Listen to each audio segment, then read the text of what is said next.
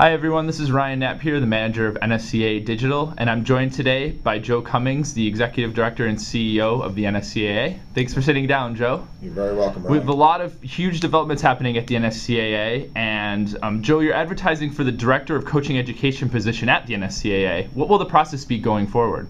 Well, it's actually going to be about a 5-month process. The month of May, we have just begun advertising across a number of different websites, including our own, will be the application phase. So anyone who's interested will be turning in an application up through the end of this month. In the month of June, we have a preliminary selection committee that's going to go through all of those resumes. And then in June and July, they're going to conduct phone interviews, get down to a final number of probably 3 to 5. And then the final interviews will be conducted by President Paul Payne, the interim vice president Paul is our president, Vice President for Education George Perry, and also our interim director of coaching, and I will be conducting those interviews, and we hope to have that person on board sometime in the fall. Great. If someone were interested in applying for the position, what are the specific skills that the candidate would need in order to be able to succeed? Well, the first one obviously is Director of Coaching Education. We need somebody who's going to be on the field, that's going to be able to work our academy courses.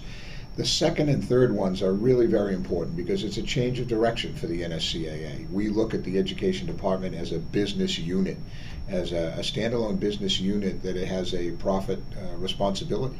So that person must have some idea from a financial standpoint, have some financial acumen as far as managing a department financially. And the third one will be taking us into the future as far as the web is concerned. We are moving a good deal of our education online, and this person must have a high degree of technical expertise as far as the web is concerned. Well, that's great.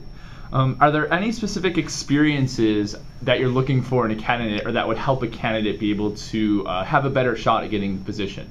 If someone's been a director of coaching for an association, for a federation, for a club, that obviously gives him or her a real understanding of what it's like from an educational standpoint.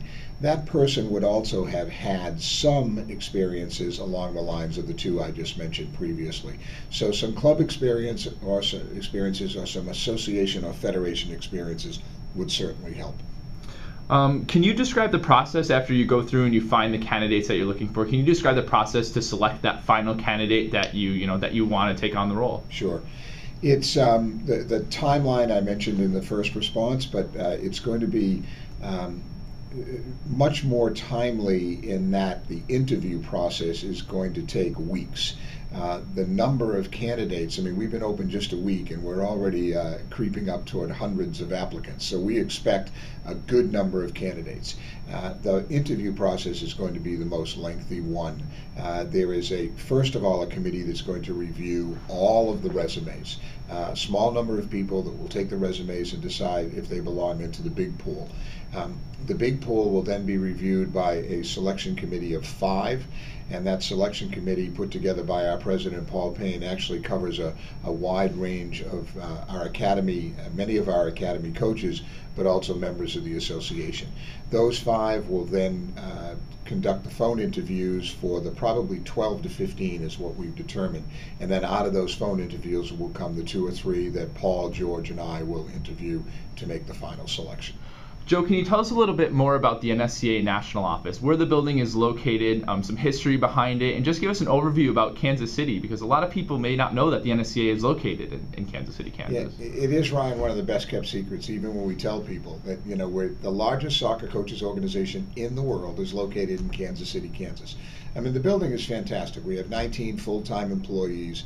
It's a 2-story building, 10,000 square feet. We're actually conducting this interview in what we call the President's Conference Room. And behind me are pictures of all the presidents from 1941, the 70 years of the NSCAA.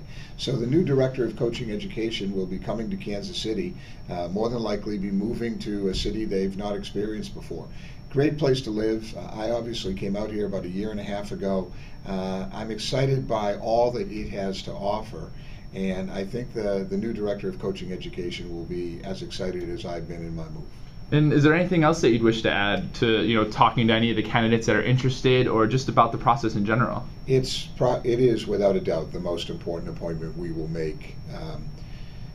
Obviously, education is our core competency. It's what we're noted for. It's what everything we do is built around our education programming. So this candidate is going to be someone that's going to move the NSCAA forward. We are the gold standard right now for coach education in the United States, but there's so much more that we could be doing, especially where education is changing and is quite dynamic. Every single moment you'll see a new theory, a new idea, a new way of presenting something. So this person needs to be quite a visionary, but also has to be in tune with the bottom line and treating the education department as a business unit within the association. Joe Cummings, Chief Executive Officer and Executive Director at the NSCAA, thanks for taking the time to explain about the position opening, and we look forward to seeing it develop in the future. We are too. We're very excited, Ryan, and thanks very much.